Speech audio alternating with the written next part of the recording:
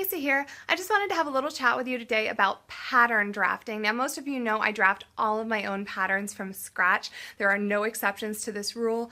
All of my Daenerys dresses, my Saber dress, Supergirl, Merida, I draft all of them from scratch. Now, there's two reasons that I do this. The first is that I hate commercial patterns. I really do.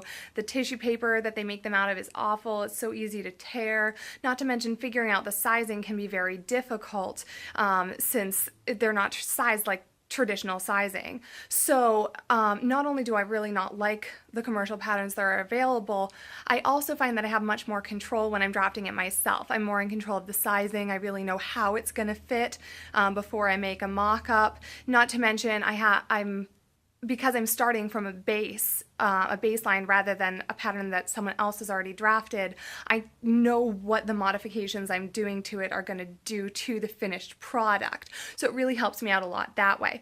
Now, if you do want to draft your own patterns, there's certain things that you will need, and I really mean this. You cannot do it if you don't have these items. The first and the most important is this. This is your sloper.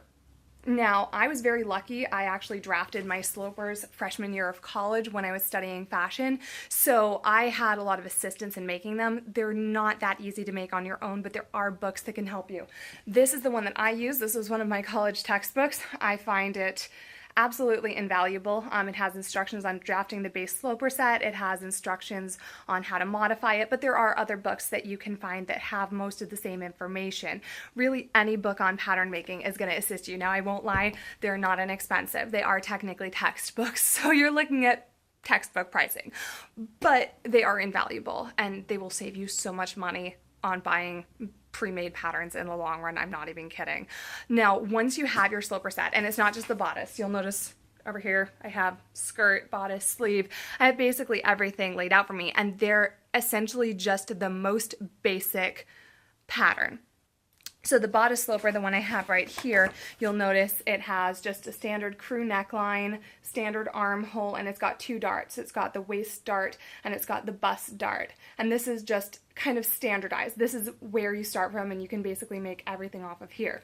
Now, you'll notice these are a little bit heavier. They're made out of poster paper or poster board, and this is what you'll want, because when you have the slopers, you really want them to take some abuse because you'll be tracing them. Now, I already went ahead and traced my sloper onto the pattern paper. We traced around the outside edges, which is why you want something heavier for the slopers, like a poster board. And then I have holes marked along the legs of the dart so that I can trace through the sloper on those points and then draw a line through them with my ruler. Now, this is the type of ruler that I use. This is a fairly standard drafting ruler. It's clear plastic, 18 inches long. I have several of these lying around because I always tend to lose them, and I want to make sure I can always find at least one. So this is very helpful because it is clear. The width of it will also help you out. So we actually lay it down so we can trace the line through the legs, and then you'll notice I also traced a line through the center and traced both of those lines up to where they meet. Now, this is the bust point, and this is going to become very important in just a minute when we start moving the darts around to create the princess seam. You'll notice I also marked some other points onto this particular pattern as well. This line right here, you'll notice I traced because the dress in question, which I have put a nice picture right here, has an off-the-shoulder shape to it. So we're not actually going to be using from here up. This is going to be the top of our new pattern. Now, I looked at the picture to evaluate where I wanted the princess seam to sit, and it looked like it was probably about 2.5 inches down from the top of the dress. So I marked a little line on that point on the armhole, and then I also marked it on the sloper right here. And I'll show you in just a minute why I did that. That's going to become very important.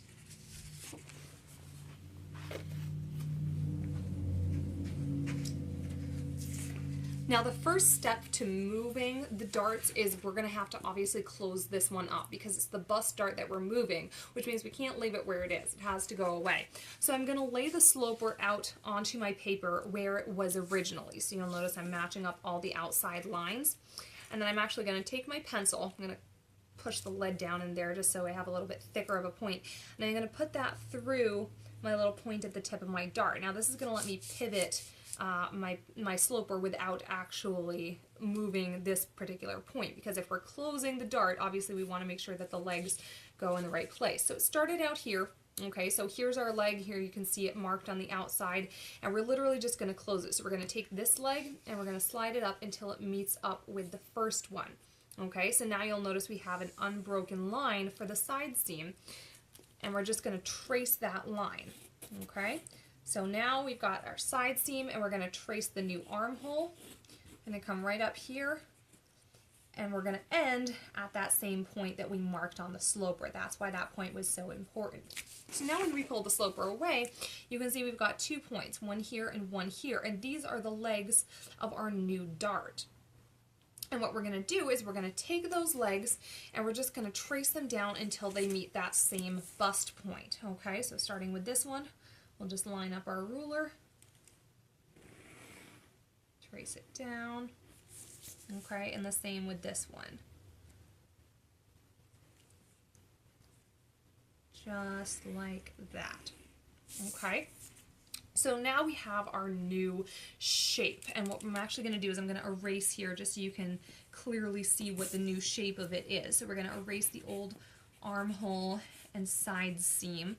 We can also erase this old dart. I'm actually going to use my heavy duty eraser for this.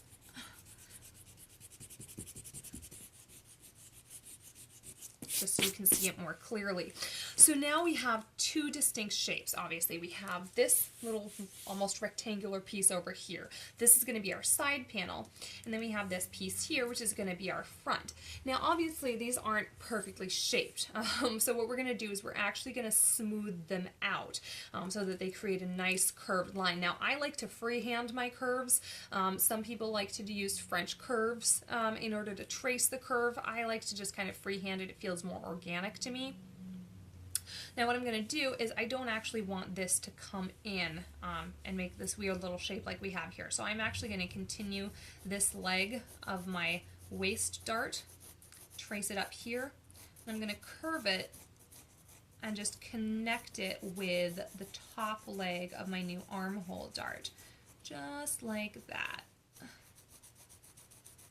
Now this is going to be a little it might be a little bit off. That's actually okay. Fabric is very forgiving, and once you lay it on the fabric and start cutting it with your scissors, you're going to see, you know, if you need to make minor adjustments to it.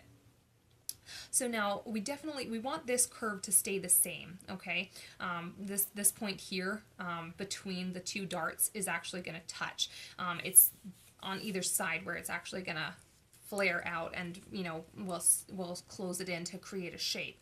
So from here we're actually going to just smooth that out just a little bit, smooth that curve, and then the same thing over here, create the lower part of our dart. So now we have 2 pieces. Okay, let me actually erase this just so you can see they are going to be 2 distinct pieces.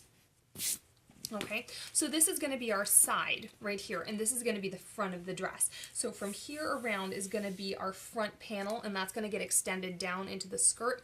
Same thing with the side. We're actually going to extend that down to create the skirt as well. But you can kind of see here that when we cut this out on the fabric, okay, we'll have this piece, and then, you know, this point will meet up to this point, and the same thing over here, so that it actually comes in and curves around the shape of the breast, and that's how we create the shape of the garment.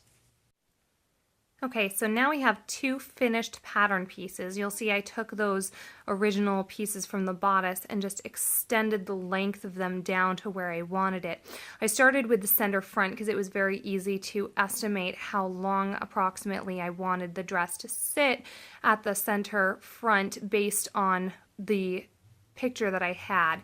So I just extended that down to approximately 36 inches in total length. Because that's going to make it sit just a little bit below the knee. Now that may change once I mock it up in the muslin. If I don't like where it sits, I might make it a little bit shorter or a little bit longer. That's why we always do a mock-up out of a muslin or other cheap fabric before we cut it out of the real thing. Just because, especially if you're drafting your patterns from scratch, you never know when something might change, you know, or might not be quite how you estimated it to be. So I extended it down to 36 inches, and then I squared it out from the center front seam 4 inches because it looks like the front panel is about 8 inches wide. So when I place the fabric on the fold to cut it out, I want this to be 8 inches in total. Now you'll notice that my pattern here does not have any seam allowance like a commercial pattern does. This is actually another reason I don't like using commercial patterns, because it's very difficult to modify a pattern that has seam allowance built into it, because the seam allowance, you know, the outside of the seam allowance is not actually where it's going to sit on the body. It's the inside of the seam allowance. So it's much easier to make modifications when we have a pattern that doesn't have any seam allowance in it, and then I can add the seam allowance later when I go to cut it out of the fabric. Then the side piece, what we did is I took the length of this side of the center front panel and measured the length from the waist to the bottom, and then duplicated that length for the side panel to make sure that those will be exactly the same length and that they will literally just have a straight even line across the bottom. Now you'll notice this one has a little bit of an angle on the bottom. This might actually change because it doesn't look quite that angled in the photo, but the reason it looks like that is because I wanted it to be squared out from this edge, since the side seam is going to be solid. Unlike between these two panels, there's not going to be a gap. It's actually going to be sewn together. So we want it to be straight across the bottom. And what might end up happening is that this panel might get a little bit narrower. What I did just to start with is I wanted this to be the same width as this finished panel, just because it makes sense for them all to be the same finished width. So again, when I draft it out of the muslin, that might change. We'll see, but that's what we have the mock-up for. Now the other things that you'll want to do is you always want to mark your pattern pieces so that you know what they are later, especially because if you're having an outfit that has lots of weird pieces and weird seams, it can be difficult sometimes to tell at a glance where something's supposed to go. So I always like to mark what the piece is as soon as I've finished cutting it out. You also want to mark the grain line. The grain line is also very important. So this is where it's going to go directionally on the fabric, and then the same with this. Anytime I have a piece that's going to be cut on the fold, I always mark the grain line right next to the edge and then put little arrows pointing to the fold just to remind myself. Now the grain line actually is very, very important because fabric does have a direction to it, and this plays in two different ways. The first one is with any fabric, there's always going to be a direction in which the fabric stretches. Now obviously some fabric is designed to stretch, knits or anything with spandex in it is designed to stretch a little bit, but even fabric with no spandex content that's just woven does have a stretch diagonally across the grain. Now if you lay a pattern piece diagonally across the grain, it's going to distort and it's going to look really weird on the body. Now obviously we do this intentionally sometimes with bias cut dresses so that they flow over the curves a little bit more, but for the most part, unless you're intentionally cutting on the bias, you want to make certain that the grain line goes straight up and down the fabric. Okay, the other thing that this is going to do is if you have a fabric that has a nap to it, so a fabric that looks different in one direction than the other, like maybe a velvet or a suede or a corduroy, you want to make sure that it's all running perpendicular so that your pieces look the same and don't have that nap going in different directions. One other thing that I did here is I cut the keyhole for the center front of the dress. Now again, I'm just estimating here based on how wide things look in the picture. Once I make it out of the mock-up and see where everything fits, I'll know if that is the correct size for the keyhole or if I need to make modifications.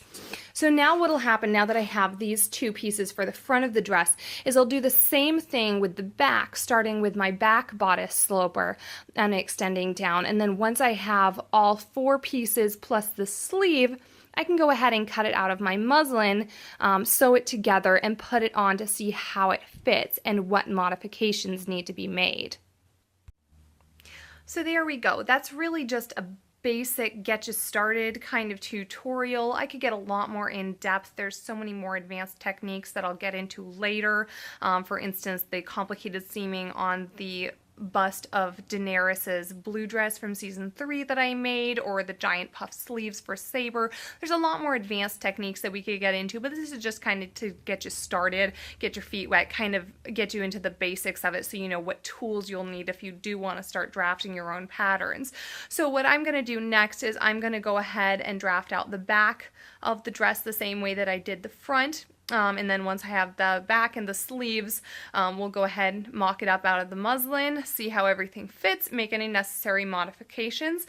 And then once we have the finished pattern exactly how we want it, I can go ahead and cut it out of the real thing. And of course, that's when the fun really starts, because then I can start embellishing and making it really pretty, and it starts to actually look like a costume. So I hope you guys enjoyed this tutorial. I will be posting more soon with you know, more advanced techniques and different sewing methods.